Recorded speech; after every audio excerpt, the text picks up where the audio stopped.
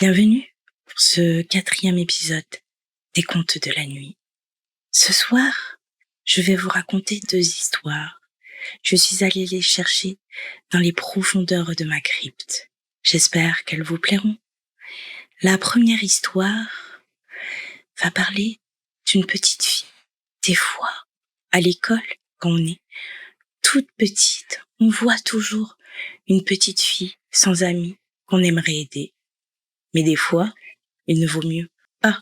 Alors, mettez vos écouteurs et écoutez, si vous l'osez.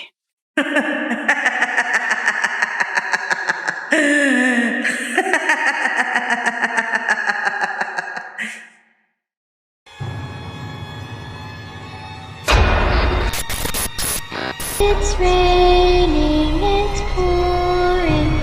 The old man is snoring. He went to bed and bumped his head. Couldn't get up in the morning. It's raining, it's pouring. The old man is snoring. He went.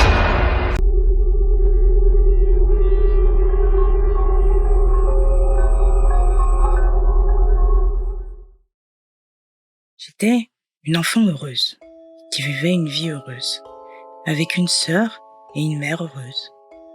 Le seul point qui me dérangeait était cette fille dans ma classe. Quand je repense à elle, ou plutôt à cette chose, j'en ai des frissons et je n'arrive plus à dormir la nuit. Je n'avais jamais entendu une seule phrase sortir de sa bouche.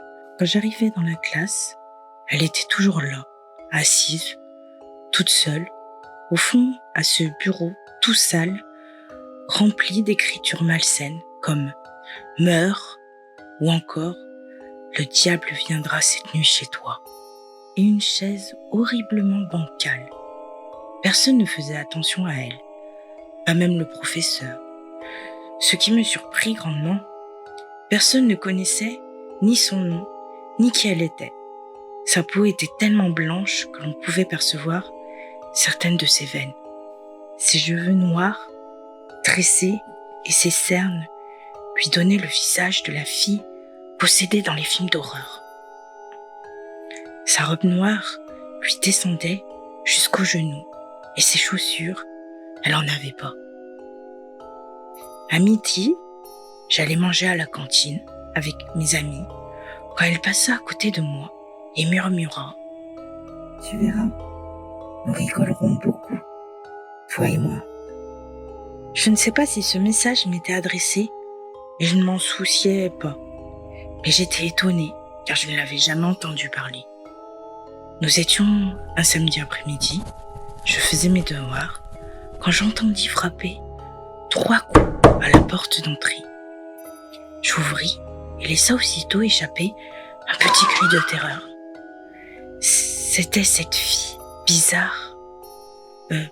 Bonjour, qui es-tu ?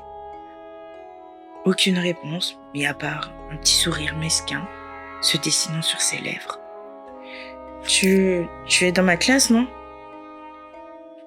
Toujours ce sourire, qui s'agrandissait au fil des secondes et qui me faisait terriblement peur.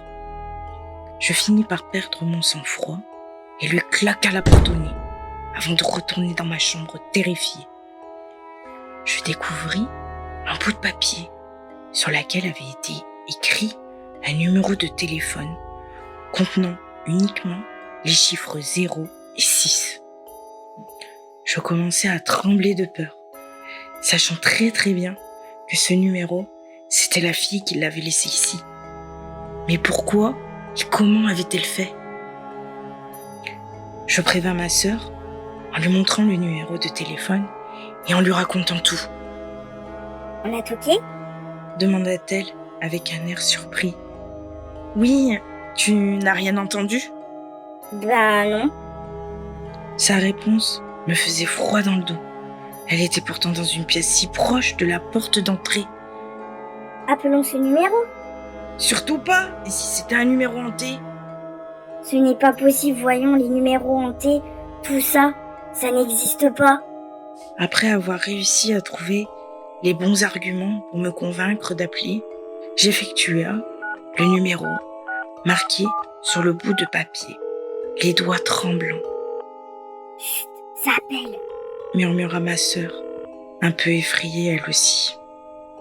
À ce moment même, une voix sinistre prononça les mots « Game over ». Il la répéta sans cesse. En même temps, des pleurs de bébé et des bruits de pas se firent entendre dans toute la pièce. Nous avions beau raccrocher, ça n'en finissait pas. Nous étions pétrifiés. Soudain, notre mère arriva en marchant bizarrement et s'arrêta à la porte, un long couteau à la main, et en nous observant, commença à se mutiler encore et encore, jusqu'à s'arracher les cheveux, se crever les yeux, se couper les doigts en criant « Non, arrêtez, ne faites pas ça, je t'en supplie !» Et quand elle ne parlait pas, elle criait. Le choc et le dégoût s'installaient sur nos visages d'enfants pendant que la fameuse phrase de l'autre jour se répéta dans ma tête. « Tu verras, nous rigolerons beaucoup, toi et moi. » Tout semblait plus clair maintenant. C'était cette fille en noir. D'un coup, je sursauta dans mon lit. Ce n'était donc qu'un rêve. Je regardais mes mains en constatant qu'elles étaient plus blanches que d'habitude. La maison était vide. Mais ce n'était pas ma maison. Je me rendis le plus vite possible à l'école dans l'espoir de retrouver cette fillette. Mais sur le chemin, je vis une personne me ressemblant étrangement. Je m'approcha d'elle et me rendis compte que c'était moi. Mais cette personne, enfin, moi, me souriait d'un air mesquin, comme la fille. Elle passa à travers mon corps pour s'en aller au loin. Aussitôt, je me rendis compte que je n'existais plus. J'étais devenue la petite fille en noir. Allez, on continue. On va parler d'un petit garçon. Souvent, quand on déménage, on est triste. On rencontre des amis et tout va bien. Jusqu'au jour où c'est ce qu'on va voir.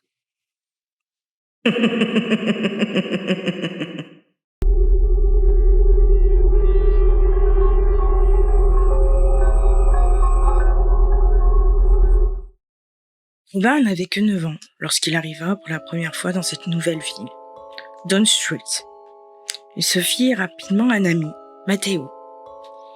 Il était arrivé depuis un mois à peine, et Robin se faisait déjà des amis, mais aussi des ennemis. Un soir, alors qu'il était dehors et jouait au football avec Matteo, le ballon sortit du terrain. Robin cria « J'y vais !» Alors que Robin s'éloigna, chercher le ballon, il vit un garçon au teint pâle et aux cheveux blonds, avec un sourire large, presque malsain. « Viens jouer avec moi !»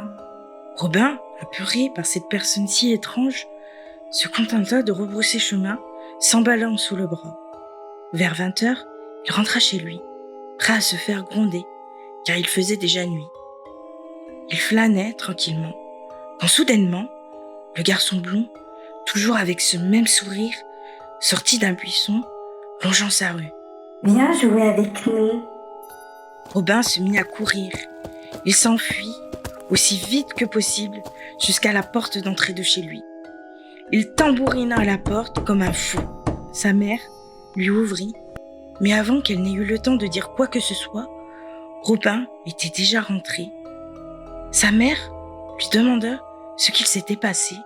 Robin, essoufflé, lui dit « Dehors, tu l'as vu ?»« Vu quoi ?»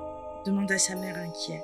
« Le garçon !»« Quel garçon ?»« Dehors, regarde, vite !»« Il n'y a personne !» affirma sa mère après avoir regardé par la porte entr'ouverte. « Mais si, je te jure, un garçon blond, pâle, je te le dis, je l'ai vu !» Bon, ça suffit. File dans ta chambre. Tu as vu l'heure qu'il est? Et en plus, tu me mens? Je ne te mens pas! Maman, c'est vrai! Monte! La nuit passa.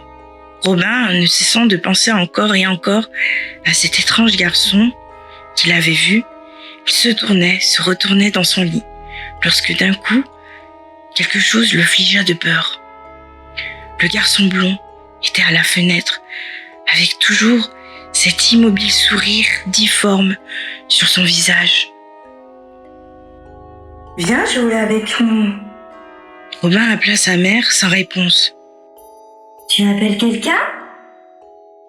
Robin continua d'appeler. « C'est elle que tu appelles ?»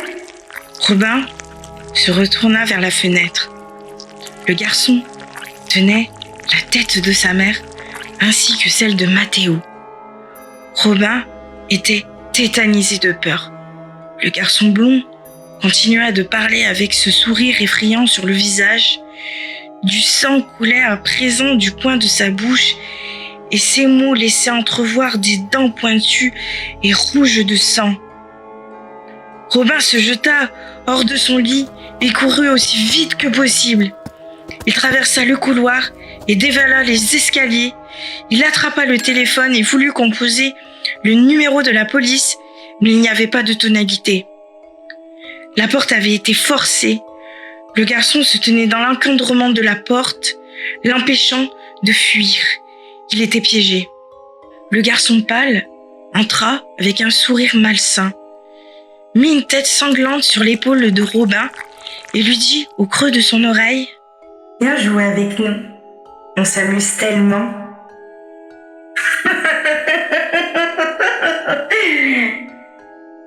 Son rire était glacial, dénué d'humanité, tout en brandissant une hache couverte de sang.